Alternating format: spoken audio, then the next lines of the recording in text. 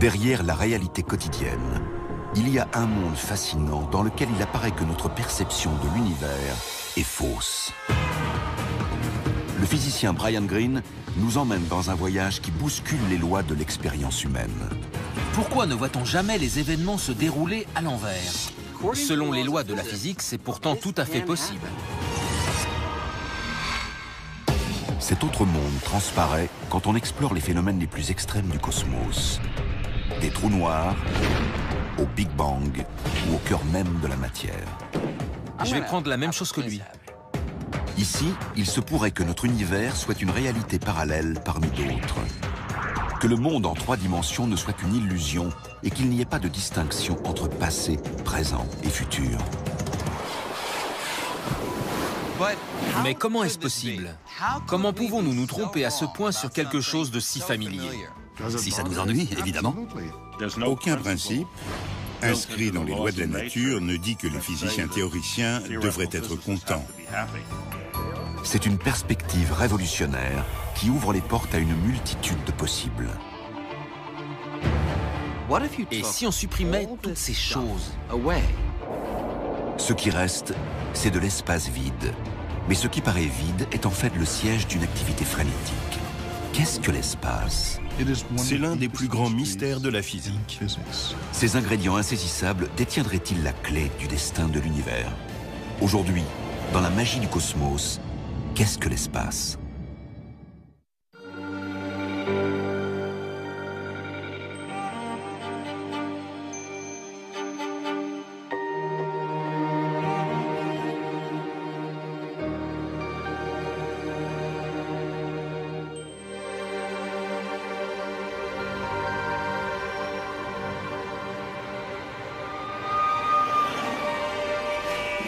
Pour nous, le monde est rempli de diverses choses. Des bâtiments, des voitures, des bus, des gens. C'est particulièrement frappant dans une grande ville comme New York. Pourtant, autour de ces choses qui constituent notre monde quotidien, il y a quelque chose de tout aussi important, mais de bien plus mystérieux. Il y a l'espace dans lequel toutes ces choses existent. Pour comprendre de quoi je parle, arrêtons-nous un instant et imaginons. Et si on supprimait toutes ces choses?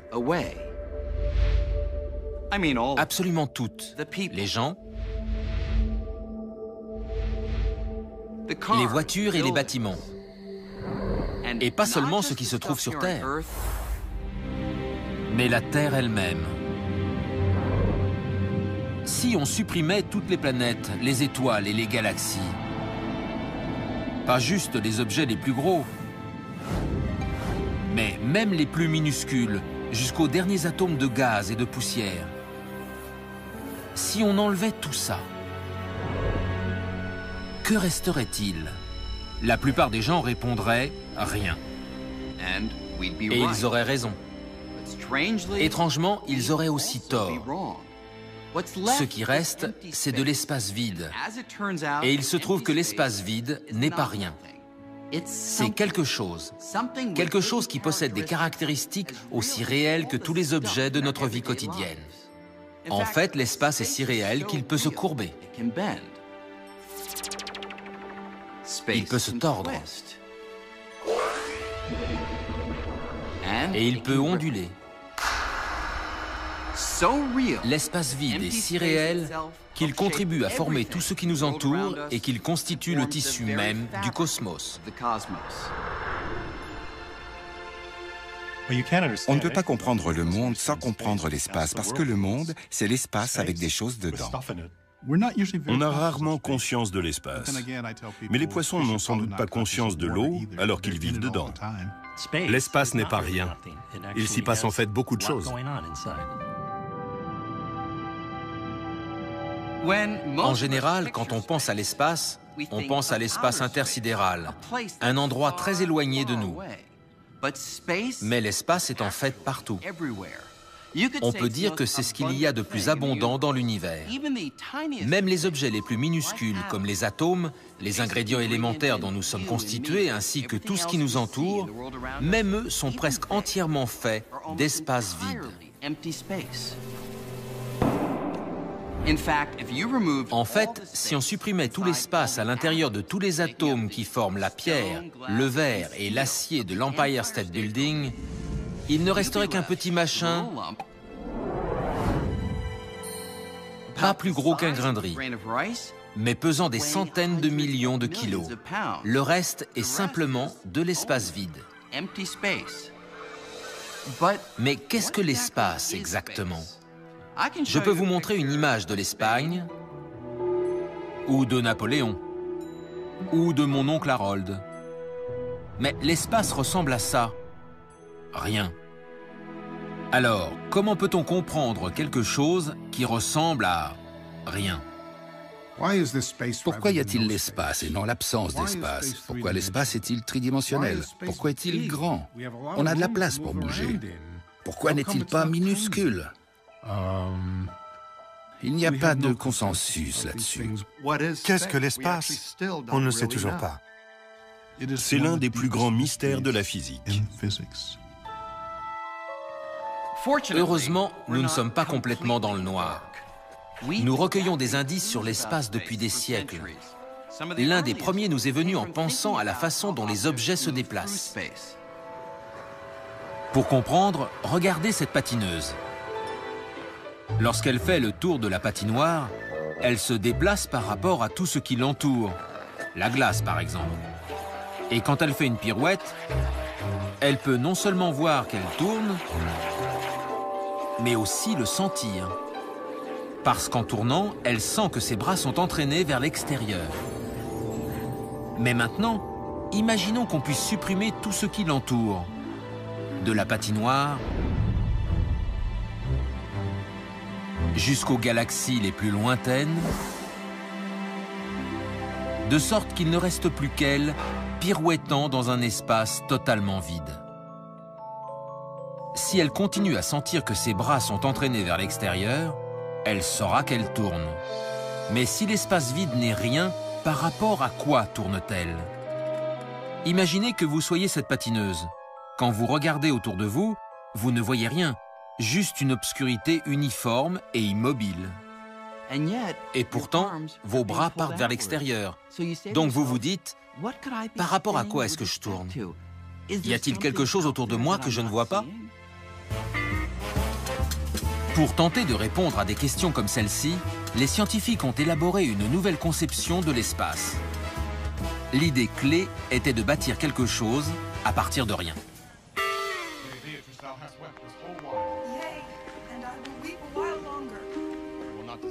Quand on va au théâtre, on regarde les acteurs,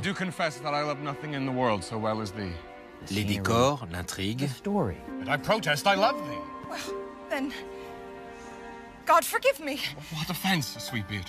Mais il y a quelque chose d'important qui n'est pas mentionné dans la pièce. Quelque chose qu'on ne remarque presque jamais.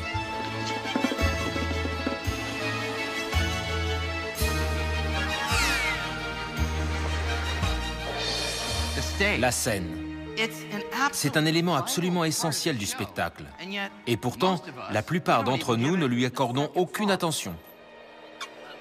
Mais Isaac Newton, lui, l'a fait. Voici comment le père de la science moderne s'est représenté l'espace, comme une scène vide. Pour Newton, l'espace était le cadre de tout ce qui se passe dans le cosmos, l'arène dans laquelle se joue le spectacle de l'univers. Et la scène de Newton était passive, absolue, éternelle et immuable. L'action ne pouvait pas influer sur la scène et la scène ne pouvait pas influer sur l'action. En imaginant l'espace de cette façon, Newton est parvenu à décrire le monde comme nul ne l'avait jamais fait avant lui. Sa scène immuable lui a permis de comprendre presque tous les mouvements que nous pouvons observer autour de nous et de dégager des lois capables de tout prédire, depuis la manière dont une pomme tombe d'un arbre, jusqu'au trajet que la Terre effectue autour du Soleil. Ces lois fonctionnent si bien que nous continuons à les utiliser aujourd'hui pour faire des choses comme lancer un satellite ou faire atterrir un avion. Et ces lois reposent toutes sur une idée fondamentale: l'espace est réel.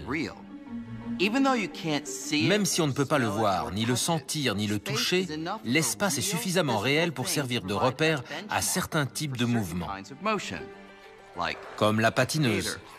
Newton dirait que quand elle fait une pirouette, ses bras sont entraînés vers l'extérieur parce qu'elle tourne par rapport à quelque chose. Et ce quelque chose, c'est l'espace. Les philosophes s'interrogeaient depuis très longtemps sur la nature de l'espace. Newton a modifié les termes du débat, et c'est ainsi qu'est née la science moderne. La scène de Newton a connu un immense succès. Elle est restée sous les feux des projecteurs pendant plus de 200 ans. Mais dans les premières décennies du XXe siècle, de nouvelles idées sont apparues qui ont ébranlé la scène de Newton jusque dans ses fondements. Des idées avancées par un jeune employé de l'Office suisse des brevets. Son nom, Albert Einstein. Einstein a grandi à la fin du 19e siècle, alors que l'ère de l'électricité commençait. L'énergie électrique a illuminé les villes, donnant naissance à toutes sortes de technologies que Newton n'aurait jamais pu imaginer. Toutes ces avancées s'appuyaient sur un phénomène qui captivait Einstein depuis l'enfance: la lumière. Pas les ampoules des réverbères, mais la nature même de la lumière. Et c'est sa fascination pour une caractéristique particulièrement étrange de la lumière, sa vitesse, qui l'a conduit à remettre en cause la conception newtonienne de l'espace. Pour voir comment, allons faire un tour.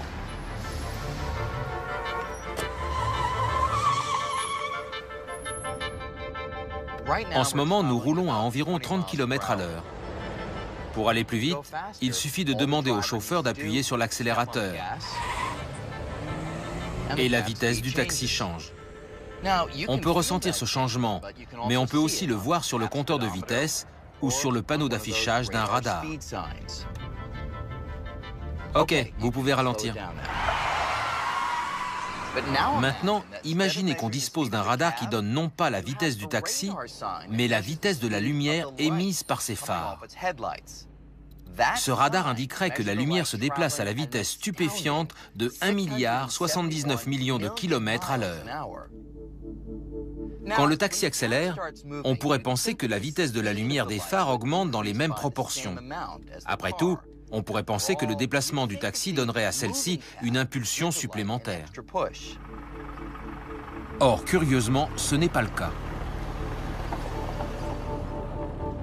Notre radar ou tout autre appareil établira toujours la vitesse de la lumière à 1,79 milliard de kilomètres à l'heure, que le taxi avance ou non. Comment est-ce possible? Comment toutes les mesures de la vitesse de la lumière peuvent-elles être identiques? Si vous courez en direction d'un mur, il arrive vers vous plus vite que si vous restez immobile par rapport à lui. Ce n'est pas le cas de la lumière. Sa vitesse est la même pour tout le monde. C'est vraiment extraordinaire. Voici comment Einstein est parvenu à expliquer cet incroyable phénomène. Sachant que la vitesse est simplement la mesure de l'espace parcouru par un objet en un temps donné, il a proposé une idée réellement stupéfiante. L'espace et le temps sont liés. Ils s'ajustent constamment l'un par rapport à l'autre, si bien que, quelle que soit votre vitesse, quand vous mesurez la vitesse de la lumière, vous obtiendrez toujours 1,79 milliard de kilomètres à l'heure. Pour respecter cette qualité absolue de la lumière, le temps devait cesser d'être absolu, et l'espace aussi. Tous deux devaient devenir relatifs, de manière à s'ajuster l'un à l'autre. Si la flexibilité de l'espace et du temps vous paraît étrange, c'est parce qu'on ne se déplace pas assez vite dans la vie quotidienne pour le voir. Mais si ce taxi pouvait s'approcher de la vitesse de la lumière, les effets deviendraient visibles. Par exemple, si vous étiez dans la rue et que je passais devant vous presque à la vitesse de la lumière, l'espace se modifierait et mon taxi semblerait faire juste quelques centimètres de long. Et vous entendriez aussi le tic-tac de ma montre très ralenti. Mais de mon point de vue, à l'intérieur du taxi, le tic-tac de ma montre serait normal et l'espace dans l'habitacle garderait son apparence habituelle. Mais en regardant par le pare-brise, je verrais l'espace s'ajuster considérablement. Tout ça pour que la vitesse de la lumière reste constante. Avec Einstein, donc, le temps et l'espace ne sont plus rigides et absolus. Ils fusionnent avec le mouvement pour former une unique entité qu'on a appelée l'espace-temps. Dans notre vie quotidienne, nous vivons avec l'image newtonienne de l'espace et du temps. Nous sommes à l'aise avec ça. Einstein, lui, a placé la raison au-dessus de ce que nous indiquent nos sens. C'était ça son génie. Cette unification de l'espace et du temps est pour moi la plus grande idée de toute l'histoire des sciences. Elle est tellement contraire à tout ce que nous ressentons en tant qu'êtres humains. Entre les mains d'Einstein, cette nouvelle vision de l'espace va résoudre un mystère qui touche à la force la plus familière du cosmos, la gravité. Newton savait que la gravité est une force qui attire les objets les uns vers les autres. Et ses lois précisaient la valeur de cette force avec une précision remarquable. Mais comment la gravité fonctionne-t-elle? Comment la Terre attire-t-elle la Lune à travers des centaines de milliers de kilomètres d'espace vide? Ces deux astres se comportent comme s'ils étaient attachés par une sorte de corde invisible. Or, tout le monde sait que ce n'est pas le cas. Et les lois de Newton ne fournissent aucune explication. Einstein s'est rendu compte qu'aucune rustine ne pourrait réparer la théorie newtonienne. Il a dû inventer un mécanisme et comprendre ce phénomène. Après avoir réfléchi au problème pendant plus de 10 ans, Einstein est parvenu à une conclusion stupéfiante. Le secret de la gravité se cachait dans la nature de l'espace-temps. Ce dernier était encore plus flexible qu'il ne le pensait. Il pouvait s'étirer comme un tissu. C'était une rupture totale d'avec Newton. Imaginez que cette table de billard soit l'espace-temps et que ces boules soient des objets dans l'espace. Si l'espace-temps était bien plat, comme la surface de ce billard, les objets se déplaceraient en ligne droite. Mais si l'espace est comme un tissu qui peut s'étirer et se tordre, ça peut vous paraître un peu étrange, mais regardez ce qui se passe si je pose quelque chose de lourd sur le tissu extensible de l'espace-temps.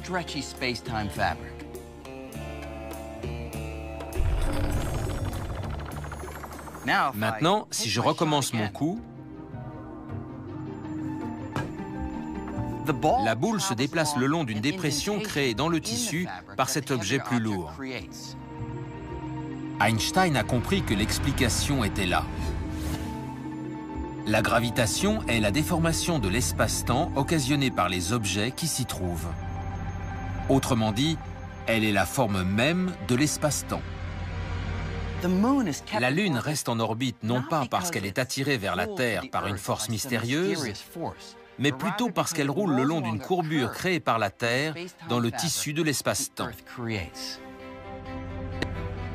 Pour Einstein, l'espace devient soudain non seulement réel, mais flexible. Le voilà qui acquiert des propriétés et une courbure, une sorte de géométrie flexible, presque comme une feuille de caoutchouc.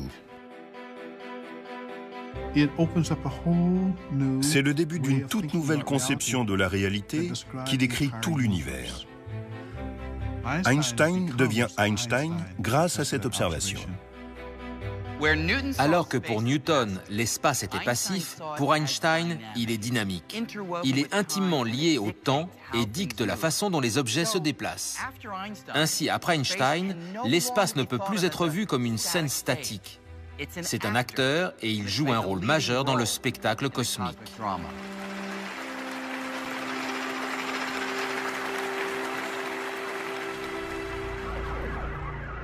On peut bien sûr concevoir l'espace comme une sorte de tissu dynamique, actif et flexible. Mais l'est-il réellement? Est-ce juste une métaphore ou cela décrit-il vraiment ce qu'est l'espace?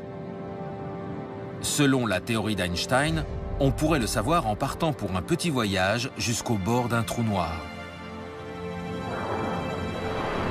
Les trous noirs sont des étoiles effondrées, des objets massifs réduits à une fraction de leur taille d'origine. À proximité, la gravité est si forte que selon les équations d'Einstein, un trou noir en rotation pourrait littéralement entraîner l'espace dans son mouvement en le tordant comme un morceau d'étoffe. Le trou noir le plus proche se trouvant à des milliards de kilomètres, il est très difficile de vérifier cette prédiction. Mais à la fin des années 50, un physicien du nom de Leonard Schiff a commencé à réfléchir à une façon de le faire en allant beaucoup moins loin. Il s'est inspiré d'un objet généralement considéré comme un jouet pour enfants, un gyroscope. Schiff s'est dit que si l'espace se tordait réellement comme un tissu, un gyroscope pourrait permettre de détecter ce phénomène. C'était une idée étrange, et pour en faire part à d'autres, il a choisi un endroit tout aussi étrange. La piscine de l'université de Stanford. C'est là qu'en 1959, il a retrouvé deux de ses collègues, William Fairbank et Bob Cannon. Il leur a montré une publicité pour un gyroscope de pointe. Bien que d'aspect différent, il fonctionnait en gros comme les jouets pour enfants. Sur le champ, les trois hommes ont décidé de lancer un appareil de ce genre en orbite autour de la Terre. Normalement, l'axe d'un gyroscope pointe dans une direction fixe. Mais si la Terre entraîne l'espace dans son mouvement, l'axe du gyroscope devrait être entraîné avec lui, ce qui modifierait son orientation de manière mesurable. Le projet était d'une simplicité renversante. Toutefois, il y avait un hic. Les théories d'Einstein prédisaient que la rotation de la Terre ne provoquait qu'une infime déformation de l'espace. Si infime que tenter de la mesurer serait comme vouloir mesurer le diamètre d'une pièce de monnaie à 100 km de distance. Pendant plus de 2 ans, les trois hommes ont cherché le moyen d'effectuer une telle mesure. Pour finir, ils ont décidé d'attacher 4 gyroscopes flottant librement à un télescope pointé vers une étoile lointaine. Si l'espace se tord, au bout d'un certain temps, les gyroscopes ne pointeront plus vers l'étoile puisqu'ils seront pris dans la torsion de l'espace. En 1962, ils ont demandé une subvention à la NASA, environ $1 million, pour ce projet qui allait prendre le nom de Gravity Probe B. Ils pensaient que le projet prendrait 3 ans. Disons qu'ils étaient peut-être un peu trop optimistes. Avec une équipe qui a grossi au fil des ans, Gravity Probe B est devenue l'une des expériences les plus longues de l'histoire. Décennie après décennie, les chercheurs se sont évertués à concrétiser l'idée de départ, c'est-à-dire lancer un télescope dans l'espace et fabriquer des gyroscopes parmi les plus parfaits jamais créés. Le défi technique était effrayant. C'était comme une carotte qu'on agite devant un âne. On se disait toujours qu'on était à 5 ou 10 ans d'y arriver. Et on s'est dit ça pendant 35 ans. Courant sur plus de 40 ans pour un coût de $750 millions, le projet a failli être annulé par la NASA à 9 reprises. Enfin, en avril 2004, l'équipe se réunit pour observer le lancement.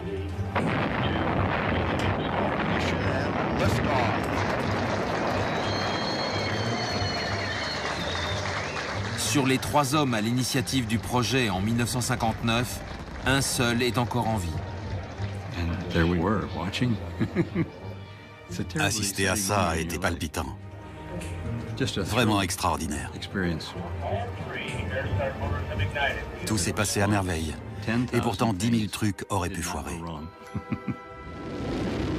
Pendant plus d'1 an, Gravity Probe B tourne autour de la Terre tandis que l'équipe surveille anxieusement ses moindres mouvements pour voir si notre planète va réellement déformer l'espace.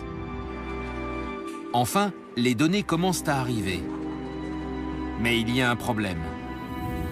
Les gyroscopes présentent une infime oscillation imprévue, Et corriger les données coûterait des millions de dollars. Les fonds sont presque épuisés et près d'un demi-siècle de travail semble réduit à néant.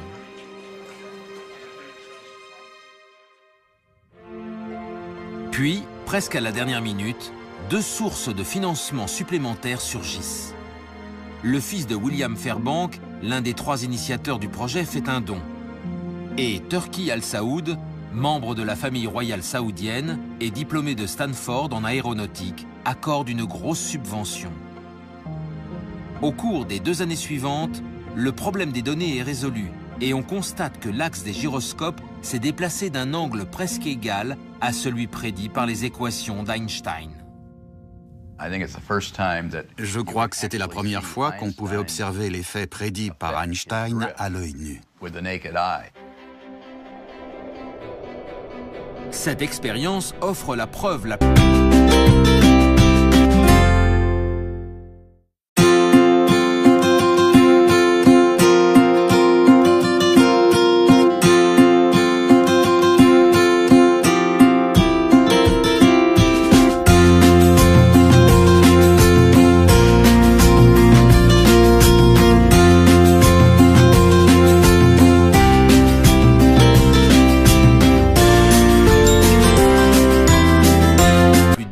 jamais découverte que l'espace est bel et bien réel.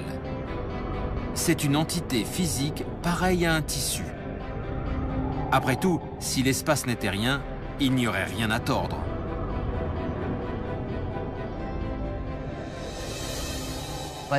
Mais en même temps qu'Albert Einstein étudiait l'espace à très grande échelle, un autre groupe de physiciens s'intéressait à l'univers à une échelle extrêmement petite.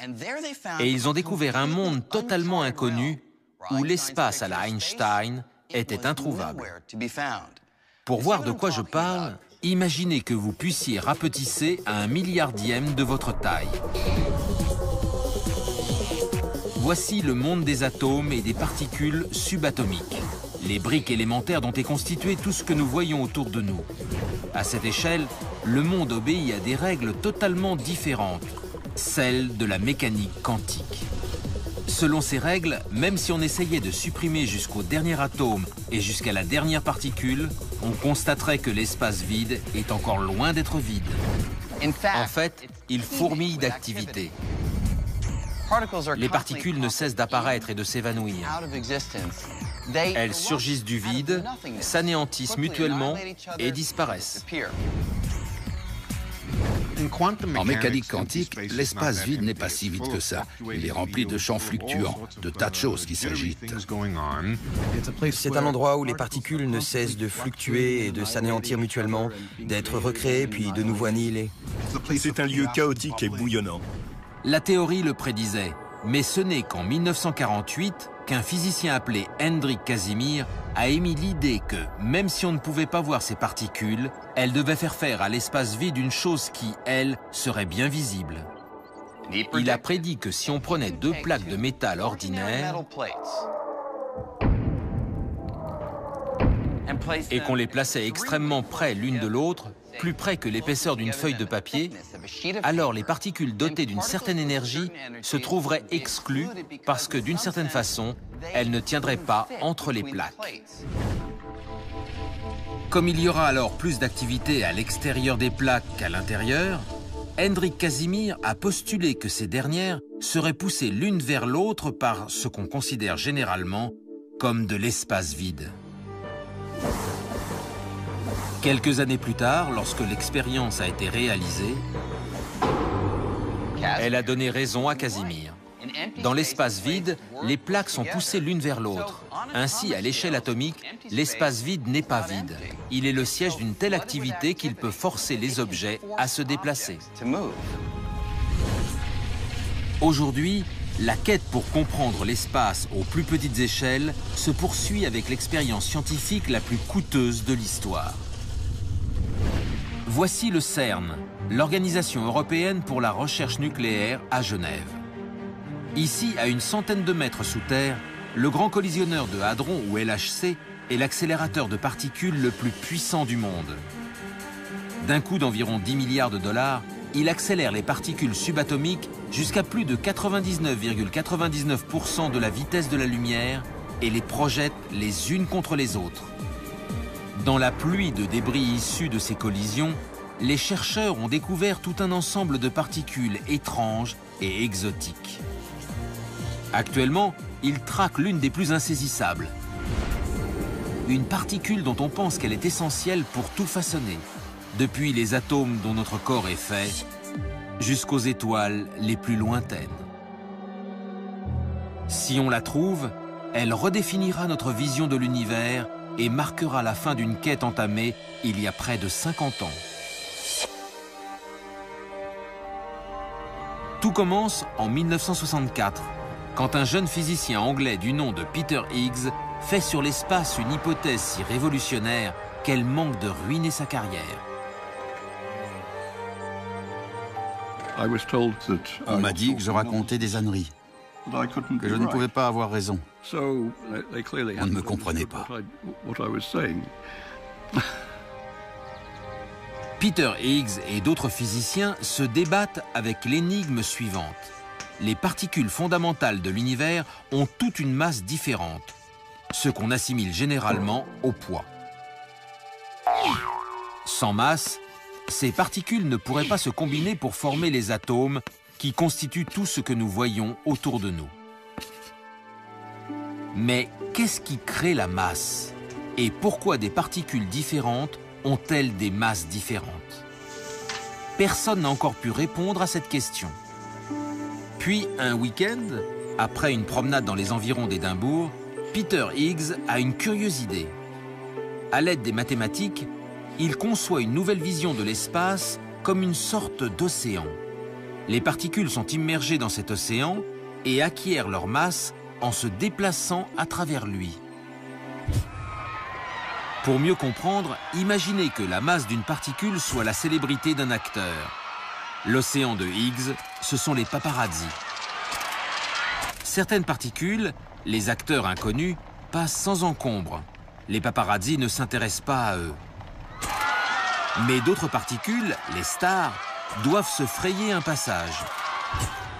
Plus ces particules ont du mal à passer, plus elles interagissent avec l'océan et plus elles acquièrent de la masse. Higgs est convaincu qu'il a fait une formidable découverte. Il tente de publier un article dans un périodique du CERN, mais son papier est rejeté. Il ne se laisse pas décourager et peaufine sa théorie jusqu'à ce qu'on lui offre l'occasion de la présenter à l'Institute for Advanced Study à Princeton, où travaillait Einstein. Là, il s'attend à susciter les plus virulentes critiques. Je conduisais tranquillement, mais quand j'ai vu le panneau annonçant l'embranchement pour Princeton, j'ai réalisé ce qui m'attendait. Je me suis mis à transpirer et à trembler, et j'ai dû m'arrêter au bord de la route pour reprendre mes esprits. Pourtant, il persévère. Cette conférence est la première d'une série qui va convaincre ses collègues à travers le monde qu'il a mis le doigt sur quelque chose. Je les ai eus à l'usure et j'ai eu l'impression de triompher. J'ai apprécié toutes les réceptions qui ont suivi. Aujourd'hui, son idée qu'on appelle le champ de Higgs est cruciale pour notre compréhension de l'espace. Le champ de Higgs est partout. Il a un effet même sur le vide le plus vide de l'espace. Il vous donne votre masse. Le mérite de Higgs est d'avoir déclaré avec d'autres que l'espace possède des propriétés intrinsèques dont on ne peut pas se débarrasser et qu'on ne peut pas ignorer. Seul problème, il n'y a aucune preuve physique de l'existence du champ de Higgs. Du moins pas encore.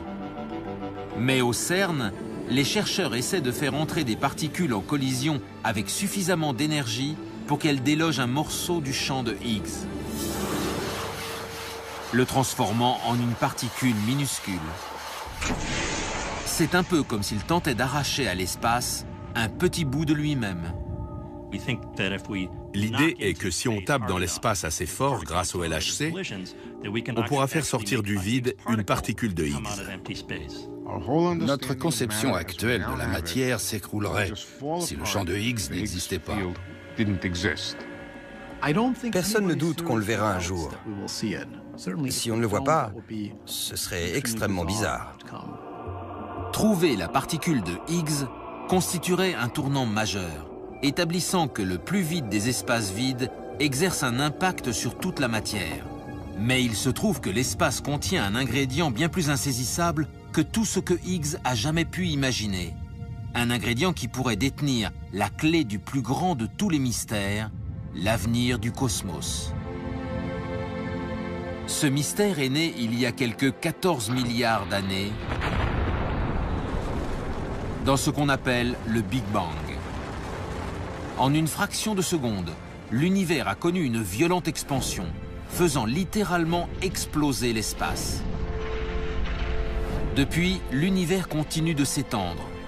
Pendant des dizaines d'années, la plupart des chercheurs ont pensé que cette expansion devait ralentir en raison de l'effet exercé par la gravité.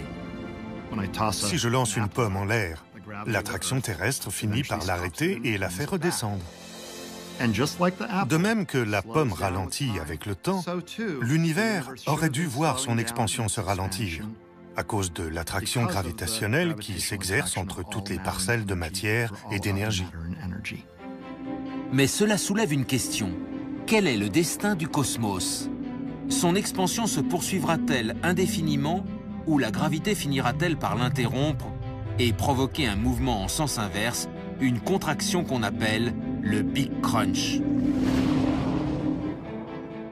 Pour le savoir, deux équipes d'astronomes entreprennent alors de mesurer le ralentissement de l'expansion à l'aide d'un nouvel outil, les supernovae, des étoiles qui explosent. Une supernova est une étoile qui meurt dans une explosion massive. Elle est extrêmement lumineuse et peut être aussi éclatante qu'un milliard de soleils. L'intérêt, c'est qu'elles sont très semblables quand elles explosent. Elles acquièrent la même luminosité, puis s'éteignent à peu près de la même façon. Des explosions aussi éclatantes et uniformes devraient faire office de balises cosmiques ultra précises. Ce qui permettra de calculer le ralentissement de l'expansion de l'univers au fil du temps. Malheureusement, les supernovae sont extrêmement rares. Pour en trouver suffisamment, Saul Perlmutter a passé des années à appeler des astronomes aux quatre coins du globe pour solliciter leur aide. Il nous fallait les plus grands télescopes du monde et des conditions parfaites. Quand les conditions étaient idéales, j'appelais les gens au milieu de la nuit, alors qu'ils étaient en plein travail, et je leur disais « Je sais que vous avez un planning chargé, mais si vous pouviez y glisser 30 minutes d'observation pour nous, ça nous serait très utile. » Quand les deux équipes obtiennent enfin assez de données pour calculer de combien la gravité ralentit l'expansion de l'univers, une surprise les attend. Les résultats étaient étranges. Ils ne montraient aucun ralentissement. Au contraire, ça s'accélérait. C'était comme si l'espace, qu'on pensait n'être rien, possédait en fait une élasticité intrinsèque et ne voulait pas être comprimé, mais voulait dilater l'univers. C'était comme si l'expansion de l'univers devenait de plus en plus rapide, qu'elle s'accélérait au lieu de décélérer. Ma première réaction a été « Je dois comprendre d'où vient l'erreur, ça ne peut pas être vrai ». Et pourtant, ça l'est. La plupart des chercheurs s'accordent alors sur une explication. Il existe quelque chose qui emplit l'espace et neutralise l'effet de la gravité en faisant s'éloigner les galaxies les unes des autres et en étirant le tissu même du cosmos. Cette substance mystérieuse a été baptisée l'énergie noire. Elle a totalement bouleversé notre conception de l'univers. Sur les distances les plus immenses, l'énergie noire domine le contenu de l'univers. Et on ignore de quoi il s'agit. Si on fait une sorte de recensement de toute l'énergie présente dans l'univers, il s'avère que l'énergie noire en représente environ 70%. Et jusqu'à il y a 10 ans, personne ne connaissait même son existence. Donc, en quelque sorte, le poids de l'espace vide constitue 70% du poids de tout l'univers. C'est à peu près le pourcentage de la surface terrestre occupée par les océans. C'est donc un peu comme si nous ne savions pas ce qu'est l'eau. Voilà où nous en sommes avec l'énergie noire. On ne sait absolument pas comment l'expliquer. De toutes les grandes théories élaborées ces 100 dernières années, la mécanique quantique, la relativité, la physique des particules, aucune n'est capable d'expliquer l'énergie noire. Et la découverte de l'énergie noire renferme une autre surprise. L'idée que l'univers contient un tel ingrédient n'a rien de nouveau. Quelqu'un l'a déjà eu il y a 80 ans. Je vais vous confier un petit secret. Bien qu'il ne l'ait pas appelé énergie noire, il y a longtemps, Albert Einstein avait prédit que l'espace lui-même pouvait exercer une force qui ferait s'éloigner les galaxies.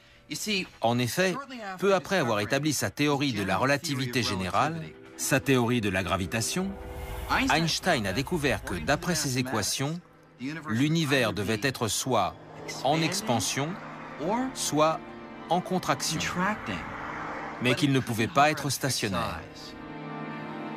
La chose avait de quoi surprendre, car avant la découverte du Big Bang, la plupart des physiciens, y compris Einstein, voyaient l'univers comme statique, éternel et immuable. Donc, quand les équations d'Einstein ont suggéré que l'univers était soit en expansion, soit en contraction, le physicien s'est trouvé face à un problème. Il a donc repris ces équations et les a modifiées, en y intégrant une sorte d'antigravité qui pousserait l'espace vers l'extérieur pour compenser l'attraction de la gravité, afin de permettre à l'univers de rester inchangé. Il a appelé cette modification la constante cosmologique. Avec l'ajout de la constante cosmologique, Einstein sauvait ses équations. Mais en réalité, il ignorait si cette antigravité existait vraiment. L'introduction de la constante cosmologique n'était pas une solution très élégante pour obtenir ce qu'il voulait, à savoir un univers stationnaire. Elle accomplit cet effet d'antigravité en faisant en sorte que les choses, au lieu de se rapprocher, s'éloignent. Comme un combat entre deux titans, la constante cosmologique et l'attraction de la matière ordinaire permettent de garder l'univers statique. Cependant, une dizaine d'années plus tard, l'astronome Edwin Hubble découvre que l'univers n'est pas statique. Il est en expansion à cause de la force explosive du Big Bang, il y a 14 milliards d'années. Cela signifie que les équations d'Einstein n'ont plus besoin d'être modifiées. Et soudain, la nécessité d'une constante cosmologique a volé en éclats.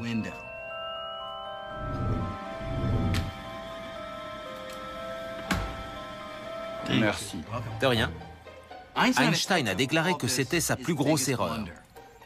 Mais il y a un truc. Depuis qu'on a découvert que l'expansion de l'univers s'accélère, les chercheurs sont convaincus qu'il y a bien quelque chose dans l'espace qui fait s'éloigner les choses. Et 70 ans plus tard, la plus grosse erreur d'Einstein pourrait être en fait l'une de ses idées les plus géniales. Personne d'autre n'y avait pensé, mais il se peut que la constante cosmologique d'Einstein soit la clé pour comprendre l'expansion de l'univers tel qu'on l'observe aujourd'hui. Même si personne ne sait ce qu'est réellement l'énergie noire, ce concept soulève une possibilité troublante. Einstein imaginait la force de son antigravité comme une constante. Mais la force de l'énergie noire est-elle constante ou change-t-elle au fil du temps? La réponse pourrait révolutionner tout ce que nous pensions savoir sur le destin du cosmos. Pour le moment, tout dans notre monde, des molécules qui composent mon corps à celles qui constituent la Lune, est maintenu ensemble par des forces qui s'opposent à la force d'expansion de l'énergie noire. Et c'est pour ça qu'on ne voit pas les choses se dilater dans la vie quotidienne. Mais cette situation pourrait ne pas durer toujours. Selon un scénario, l'énergie noire continuera à faire s'éloigner les galaxies les unes des autres jusqu'à ce que, pour finir, elle s'éloigne tellement que l'univers deviendra froid, noir et désolé. Selon un autre scénario, la force de l'énergie noire pourrait augmenter avec le temps et devenir si puissante qu'elle déchirerait tout ce qu'il y a à l'intérieur des galaxies, aussi bien les étoiles que les planètes et la matière sous toutes ses formes.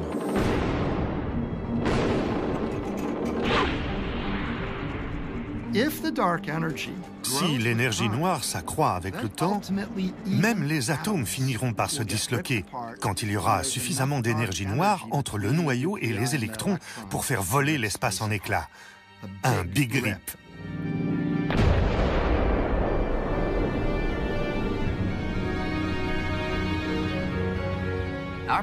Notre conception de l'espace a connu une incroyable évolution. À l'époque de Newton, l'espace n'était qu'un contenant. Il ne faisait rien. Avec Einstein, il a commencé à influer sur le déplacement des objets. Ensuite, avec Casimir, les objets ont pu être littéralement poussés par l'activité qui se déploie dans l'espace vide. Et aujourd'hui, avec les idées de Higgs et l'énergie noire, l'expansion de l'univers pourrait être due à l'énergie même de l'espace vide. Je pense que personne n'aurait pu croire que l'espace aurait un impact aussi riche et aussi profond sur la nature de la réalité.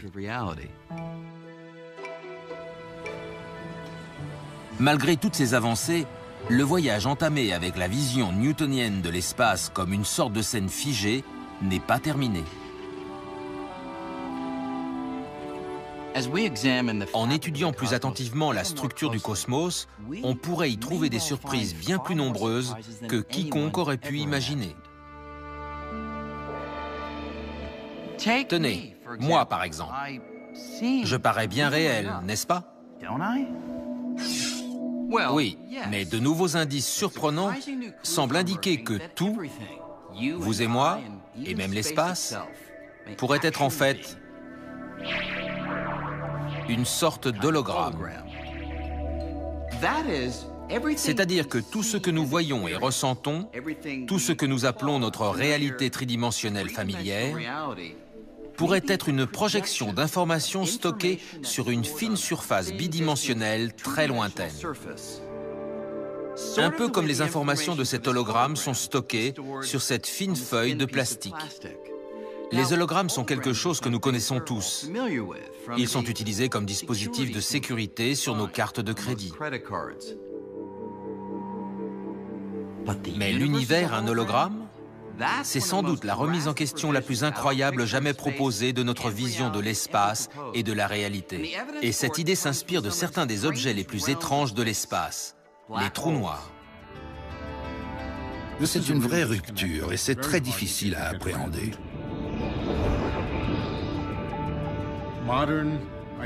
Les données livrées par les trous noirs indiquent que la réalité est bidimensionnelle, que le monde tridimensionnel est une sorte d'image d'un hologramme situé à la frontière de l'espace. C'est très étrange. Plus jeune, j'aurais pensé que seul un fou pouvait émettre pareille idée. Voici comment on peut se représenter la chose. Imaginez que je prenne mon portefeuille et que je le lance dans un trou noir. Que se passerait-il? Avant, on pensait que puisque rien, même la lumière, ne peut échapper à la gravité d'un trou noir, mon portefeuille serait perdu à jamais. Mais il semble à présent que c'est peut-être plus compliqué que ça. Récemment, en étudiant les équations mathématiques qui décrivent les trous noirs, on a fait une curieuse découverte. Lorsque mon portefeuille disparaît dans le trou noir, il semble qu'une copie de toutes les informations qu'il contient soit étalée et stockée à la surface du trou noir, un peu comme les données enregistrées dans un ordinateur. Ainsi, au final, Mon portefeuille existe en deux endroits. Il y a une version tridimensionnelle qui est perdue à jamais à l'intérieur du trou noir et une version bidimensionnelle qui reste à la surface sous forme d'information. Le contenu informationnel, tout ce qui est tombé dans le trou noir, peut être intégralement exprimé sur la surface extérieure du trou noir. L'idée est donc qu'on peut savoir ce qui se passe à l'intérieur, rien qu'en se référant à l'extérieur. En théorie, je pourrais utiliser les informations qui sont à l'extérieur du trou noir pour reconstituer mon portefeuille. Mais voilà où ça devient vraiment fascinant. L'espace à l'intérieur d'un trou noir obéit aux mêmes règles que l'espace à l'extérieur d'un trou noir ou partout ailleurs. Donc, si on peut décrire un objet situé à l'intérieur d'un trou noir grâce aux informations stockées à la surface, il se pourrait que tout dans l'univers, les galaxies, les étoiles, vous et moi, et même l'espace, ne soit qu'une projection des informations stockées sur une lointaine surface bidimensionnelle qui nous entoure. Autrement dit, ce que nous prenons pour la réalité pourrait être une sorte d'hologramme. Le monde tridimensionnel est-il une illusion? De la même façon qu'un hologramme est une illusion? Peut-être. Je suis enclin à penser que oui, que le monde tridimensionnel est une sorte d'illusion et que la vraie réalité est la réalité bidimensionnelle à la surface de l'univers. Cette idée est si nouvelle que les physiciens en sont encore à essayer de la comprendre. Mais si elle est exacte, de même que Newton et Einstein ont transformé notre vision de l'espace, nous pourrions être à l'aube d'une révolution encore plus extraordinaire. Pour un élément aussi essentiel de notre vie quotidienne, il est partout autour de nous, mais nous sommes encore loin d'avoir découvert sa véritable identité. Ça prendra peut-être 100 ans, ou 1000 ans, ou ça pourrait... Mais quand on aura résolu ce mystère, on aura fait un pas de géant pour comprendre vraiment la structure du cosmos.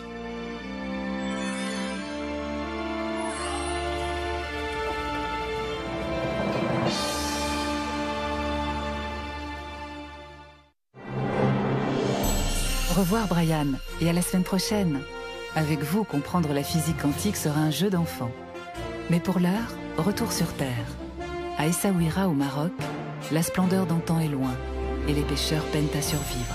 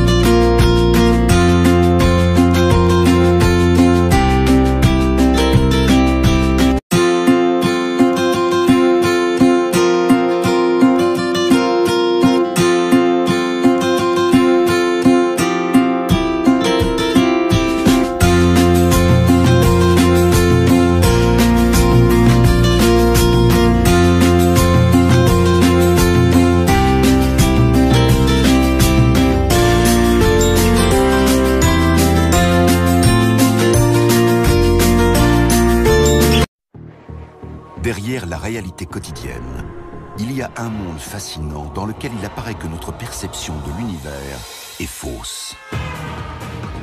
Le physicien Brian Greene nous emmène dans un voyage qui bouscule les lois de l'expérience humaine. Pourquoi ne voit-on jamais les événements se dérouler à l'envers?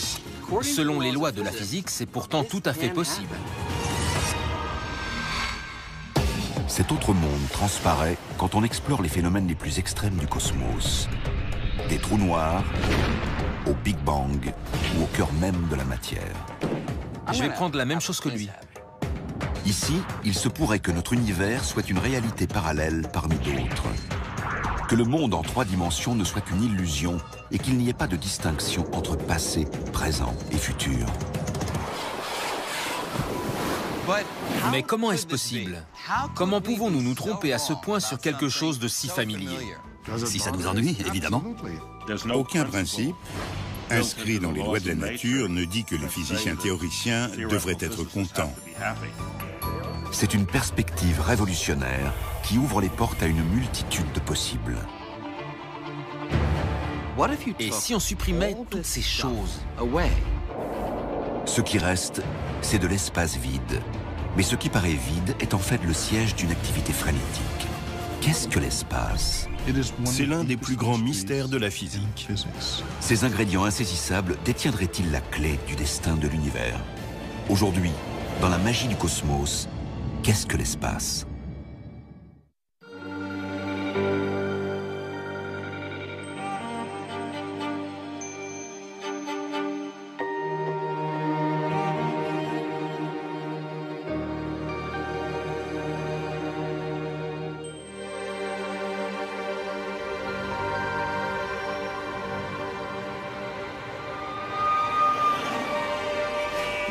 Pour nous, le monde est rempli de diverses choses. Des bâtiments, des voitures, des bus, des gens. C'est particulièrement frappant dans une grande ville comme New York. Pourtant, autour de ces choses qui constituent notre monde quotidien, il y a quelque chose de tout aussi important, mais de bien plus mystérieux. Il y a l'espace dans lequel toutes ces choses existent. Pour comprendre de quoi je parle, arrêtons-nous un instant et imaginons. Et si on supprimait toutes ces choses? Absolument toutes. Les gens, les voitures et les bâtiments. Et pas seulement ce qui se trouve sur Terre, mais la Terre elle-même. Si on supprimait toutes les planètes, les étoiles et les galaxies, pas juste les objets les plus gros, mais même les plus minuscules, jusqu'aux derniers atomes de gaz et de poussière, si on enlevait tout ça, que resterait-il? La plupart des gens répondraient « rien ». Et ils auraient raison. Étrangement, ils auraient aussi tort. Ce qui reste, c'est de l'espace vide. Et il se trouve que l'espace vide n'est pas rien. C'est quelque chose qui possède des caractéristiques aussi réelles que tous les objets de notre vie quotidienne. En fait, l'espace est si réel qu'il peut se courber. Il peut se tordre. Et il peut onduler. L'espace vide est si réel qu'il contribue à former tout ce qui nous entoure et qu'il constitue le tissu même du cosmos. On ne peut pas comprendre le monde sans comprendre l'espace, parce que le monde, c'est l'espace avec des choses dedans. On a rarement conscience de l'espace. Mais les poissons n'ont sans doute pas conscience de l'eau alors qu'ils vivent dedans. L'espace n'est pas rien. Il s'y passe en fait beaucoup de choses. En général, quand on pense à l'espace, on pense à l'espace intersidéral, un endroit très éloigné de nous. Mais l'espace est en fait partout. On peut dire que c'est ce qu'il y a de plus abondant dans l'univers. Même les objets les plus minuscules, comme les atomes, les ingrédients élémentaires dont nous sommes constitués, ainsi que tout ce qui nous entoure, même eux sont presque entièrement faits d'espace vide.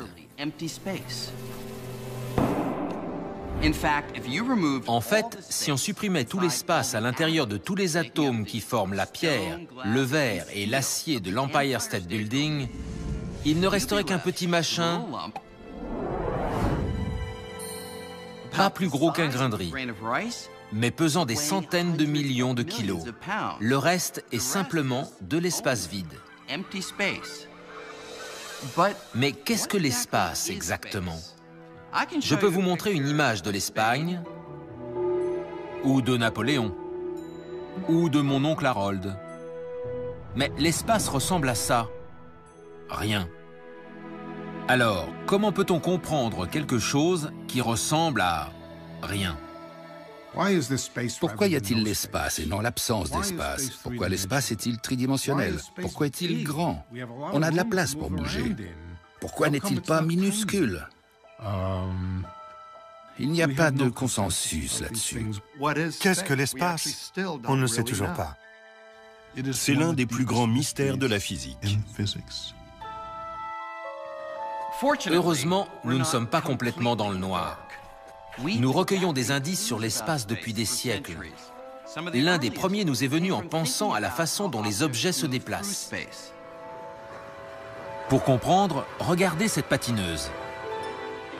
Lorsqu'elle fait le tour de la patinoire, elle se déplace par rapport à tout ce qui l'entoure, la glace par exemple. Et quand elle fait une pirouette, elle peut non seulement voir qu'elle tourne, mais aussi le sentir. Parce qu'en tournant, elle sent que ses bras sont entraînés vers l'extérieur. Mais maintenant, imaginons qu'on puisse supprimer tout ce qui l'entoure. De la patinoire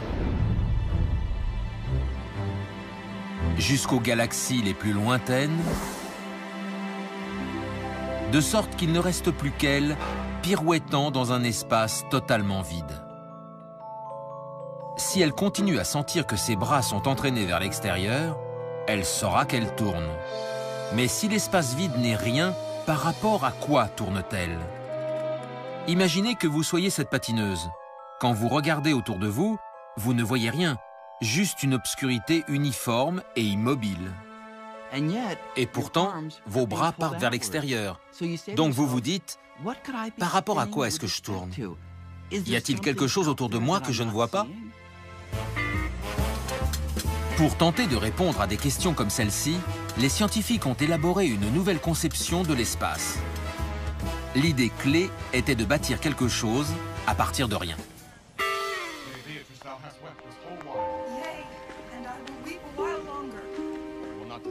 Quand on va au théâtre, on regarde les acteurs, les décors, l'intrigue.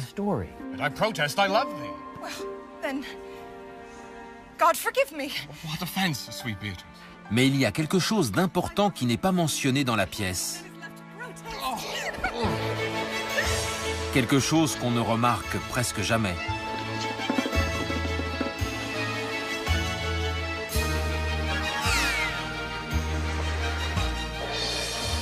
La scène. C'est un élément absolument essentiel du spectacle. Et pourtant, la plupart d'entre nous ne lui accordons aucune attention. Mais Isaac Newton, lui, l'a fait. Voici comment le père de la science moderne s'est représenté l'espace, comme une scène vide. Pour Newton, l'espace était le cadre de tout ce qui se passe dans le cosmos, l'arène dans laquelle se joue le spectacle de l'univers. Et la scène de Newton était passive, absolue, éternelle et immuable. L'action ne pouvait pas influer sur la scène et la scène ne pouvait pas influer sur l'action. En imaginant l'espace de cette façon, Newton est parvenu à décrire le monde comme nul ne l'avait jamais fait avant lui. Sa scène immuable lui a permis de comprendre presque tous les mouvements que nous pouvons observer autour de nous et de dégager des lois capables de tout prédire, depuis la manière dont une pomme tombe d'un arbre, jusqu'au trajet que la Terre effectue autour du Soleil. Ces lois fonctionnent si bien que nous continuons à les utiliser aujourd'hui pour faire des choses comme lancer un satellite ou faire atterrir un avion. Et ces lois reposent toutes sur une idée fondamentale: l'espace est réel. Même si on ne peut pas le voir, ni le sentir, ni le toucher, l'espace est suffisamment réel pour servir de repère à certains types de mouvements, comme la patineuse. Newton dirait que quand elle fait une pirouette, ses bras sont entraînés vers l'extérieur parce qu'elle tourne par rapport à quelque chose. Et ce quelque chose, c'est l'espace. Les philosophes s'interrogeaient depuis très longtemps sur la nature de l'espace. Newton a modifié les termes du débat, et c'est ainsi qu'est née la science moderne. La scène de Newton a connu un immense succès. Elle est restée sous les feux des projecteurs pendant plus de 200 ans. Mais dans les premières décennies du XXe siècle, de nouvelles idées sont apparues qui ont ébranlé la scène de Newton jusque dans ses fondements. Des idées avancées par un jeune employé de l'Office suisse des brevets, son nom, Albert Einstein. Einstein a grandi à la fin du 19e siècle, alors que l'ère de l'électricité commençait. L'énergie électrique a illuminé les villes, donnant naissance à toutes sortes de technologies que Newton n'aurait jamais pu imaginer. Toutes ces avancées s'appuyaient sur un phénomène qui captivait Einstein depuis l'enfance, la lumière. Pas les ampoules des réverbères, mais la nature même de la lumière. Et c'est sa fascination pour une caractéristique particulièrement étrange de la lumière, sa vitesse, qui l'a conduit à remettre en cause la conception newtonienne de l'espace. Pour voir comment, allons faire un tour.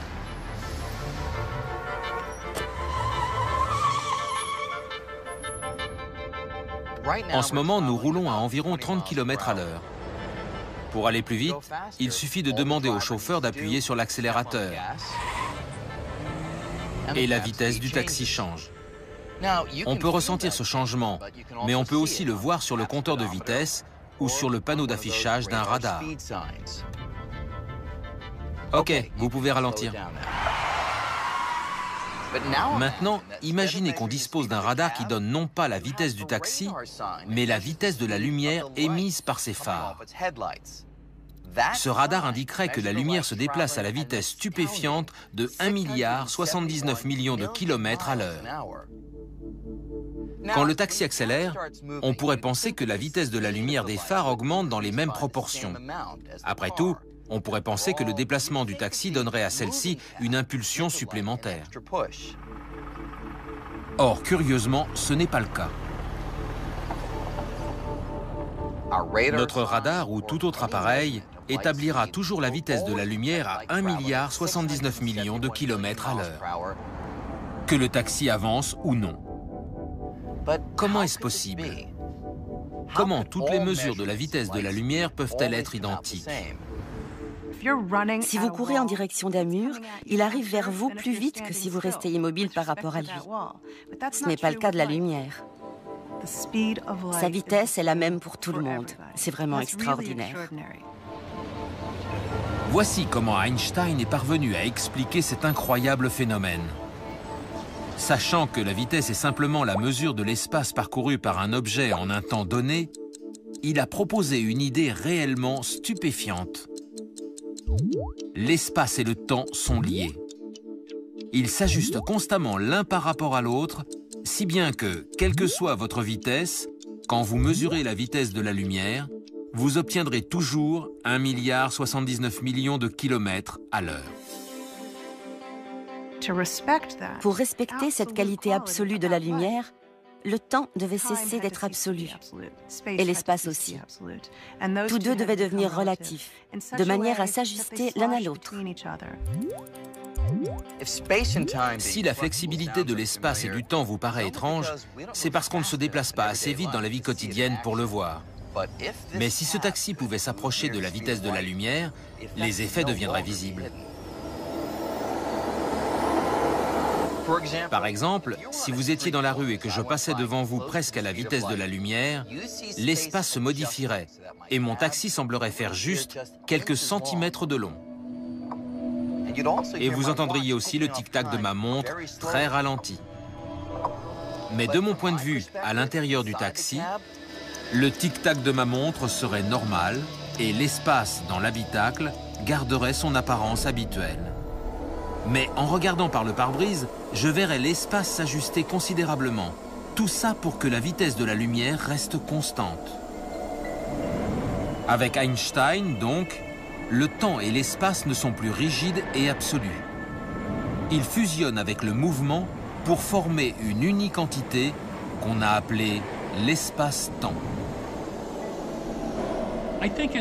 Dans notre vie quotidienne, nous vivons avec l'image newtonienne de l'espace et du temps.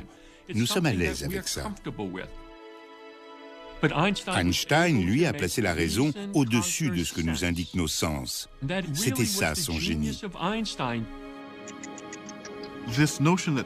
Cette unification de l'espace et du temps est pour moi la plus grande idée de toute l'histoire des sciences. Elle est tellement contraire à tout ce que nous ressentons en tant qu'êtres humains.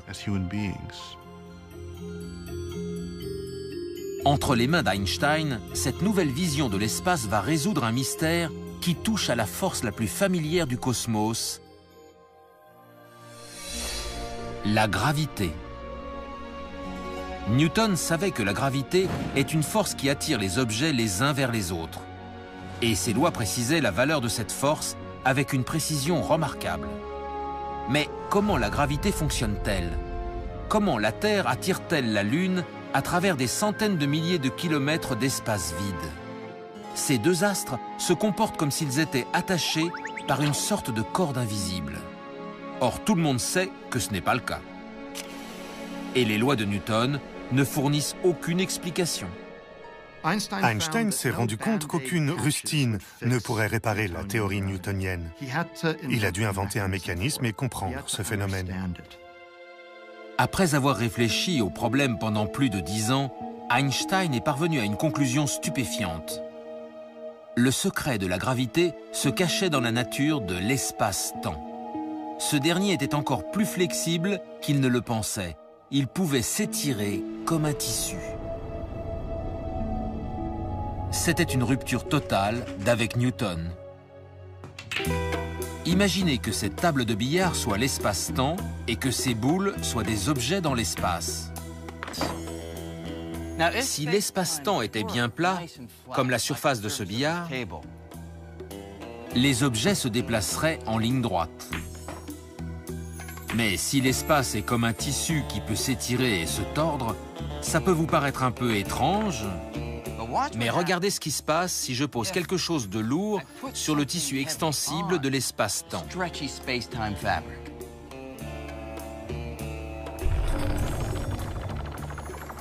Maintenant, si je recommence mon coup,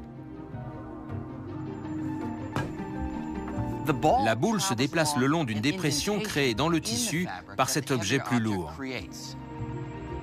Einstein a compris que l'explication était là. La gravitation est la déformation de l'espace-temps occasionnée par les objets qui s'y trouvent. Autrement dit, elle est la forme même de l'espace-temps. La Lune reste en orbite non pas parce qu'elle est attirée vers la Terre par une force mystérieuse, mais plutôt parce qu'elle roule le long d'une courbure créée par la Terre dans le tissu de l'espace-temps. Pour Einstein, l'espace devient soudain non seulement réel, mais flexible. Le voilà qui acquiert des propriétés et une courbure, une sorte de géométrie flexible, presque comme une feuille de caoutchouc. C'est le début d'une toute nouvelle conception de la réalité qui décrit tout l'univers. Einstein devient Einstein grâce à cette observation. Alors que pour Newton, l'espace était passif, pour Einstein, il est dynamique. Il est intimement lié au temps et dicte la façon dont les objets se déplacent. Ainsi, après Einstein, l'espace ne peut plus être vu comme une scène statique. C'est un acteur et il joue un rôle majeur dans le spectacle cosmique.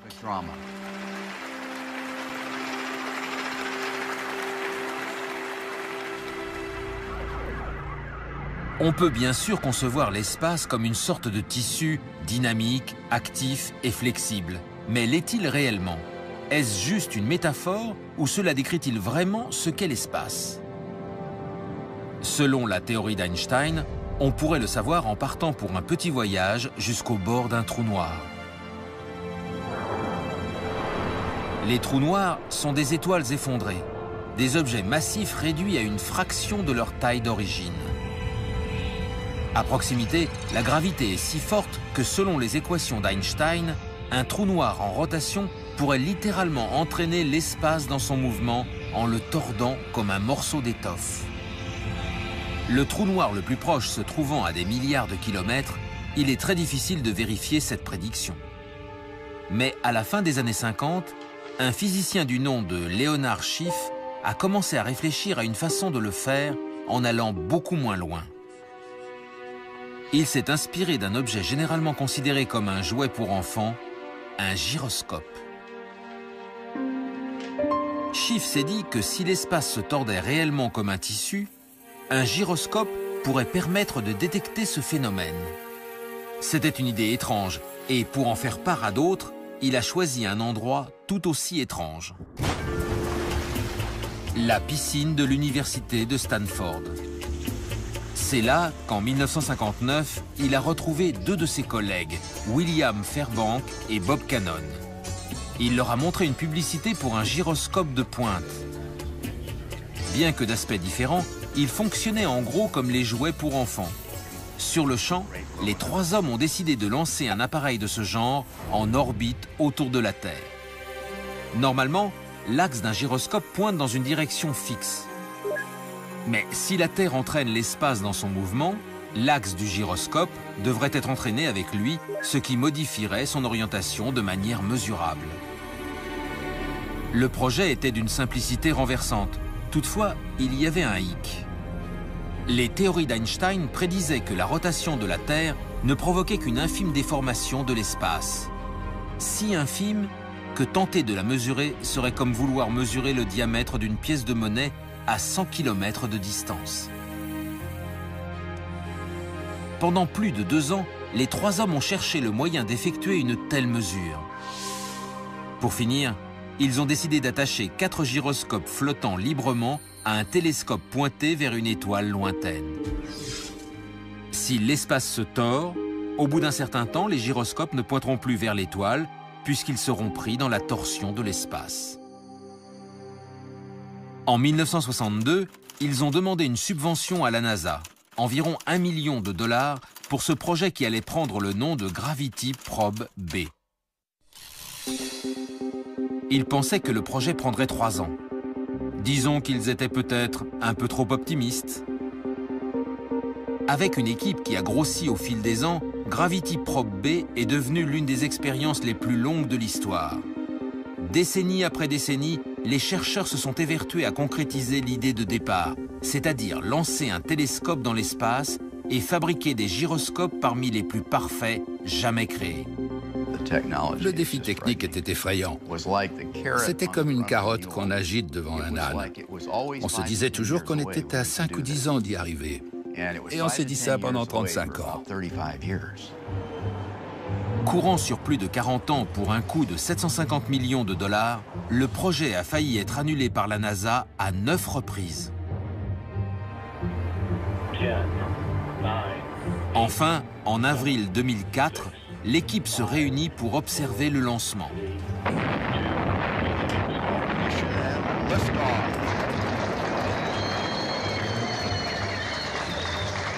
Sur les 3 hommes à l'initiative du projet en 1959, un seul est encore en vie.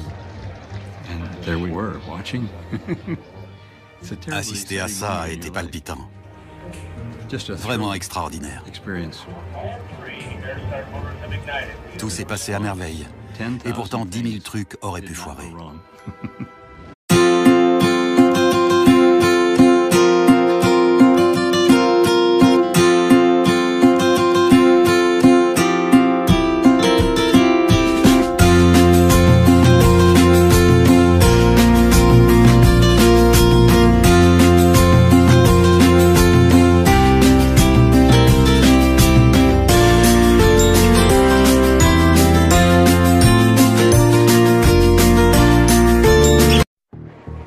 Derrière la réalité quotidienne, il y a un monde fascinant dans lequel il apparaît que notre perception de l'univers est fausse. Le physicien Brian Greene nous emmène dans un voyage qui bouscule les lois de l'expérience humaine. Pourquoi ne voit-on jamais les événements se dérouler à l'envers? Selon les lois de la physique, c'est pourtant tout à fait possible. Cet autre monde transparaît quand on explore les phénomènes les plus extrêmes du cosmos. Des trous noirs, au Big Bang ou au cœur même de la matière. Je vais prendre la même chose que lui. Ici, il se pourrait que notre univers soit une réalité parallèle parmi d'autres. Que le monde en 3 dimensions ne soit qu'une illusion et qu'il n'y ait pas de distinction entre passé, présent et futur. Mais comment est-ce possible? Comment pouvons-nous nous tromper à ce point sur quelque chose de si familier? Si ça nous ennuie, évidemment. Aucun principe inscrit dans les lois de la nature ne dit que les physiciens théoriciens devraient être contents. C'est une perspective révolutionnaire qui ouvre les portes à une multitude de possibles. Et si on supprimait toutes ces choses? Ce qui reste, c'est de l'espace vide. Mais ce qui paraît vide est en fait le siège d'une activité frénétique. Qu'est-ce que l'espace? C'est l'un des plus grands mystères de la physique. Ces ingrédients insaisissables détiendraient-ils la clé du destin de l'univers? Aujourd'hui, dans la magie du cosmos, qu'est-ce que l'espace?